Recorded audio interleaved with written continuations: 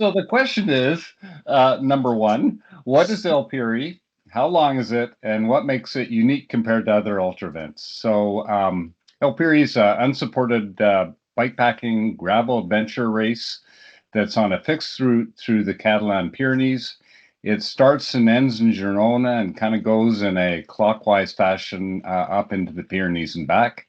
It's roughly 760 kilometers long with almost 19,000 meters of climbing, and approximately 50% of it is on gravel and 50% is on paved roads. It's billed as an introductory event, which kind of makes it unique compared to other races. And then I'll turn it over to Adam. You can add any additional comments about the race. I think you've hit the nail on the head with exactly what it is. I think James, the organizer, is very much around trying to build a community, and it was that very much came through, I think, in the event as well. So it's billed as you say, it's a bit of an introductory, but I wouldn't say it was a beginner's ultra. So there's a definite a differentiation. Differentiation, is that a word? Differentiation. Differentiation. Thank you. I lost a little bit in the middle there. Yeah, it's definite. It's billed as an introduction to ultracycling, but it doesn't mean that it's easy. I had that chat with James actually, and kind of said introductory doesn't mean easy, but it is a good event to introduce to all the elements of bikepacking, including the difficulty level, the harshness of it. So to that end, Adam, question for you. How much experience do you think somebody needs to have before attempting an event like this?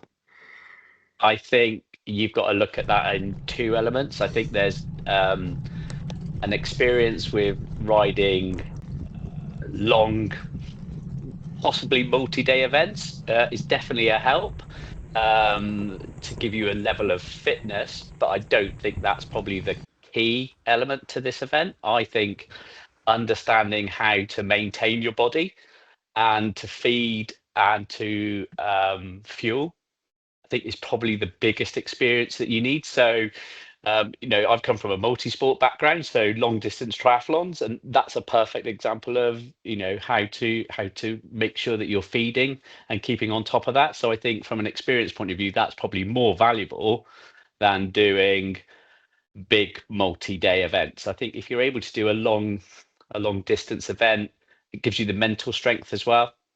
So I think if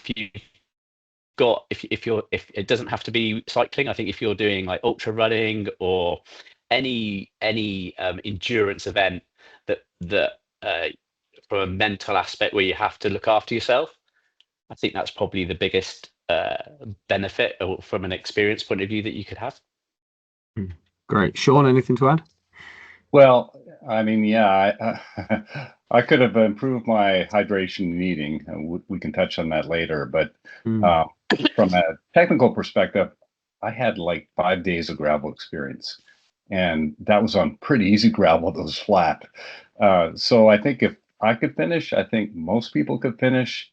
And if you look at the number of DNFs for this race, I haven't actually looked to count, but it seemed like it wasn't all that high compared to other events. So that indicates that most people can probably start and finish the race, unless they have, severe technical problems, their bike breaks down or whatever. I'm curious, Mark, do you think the same?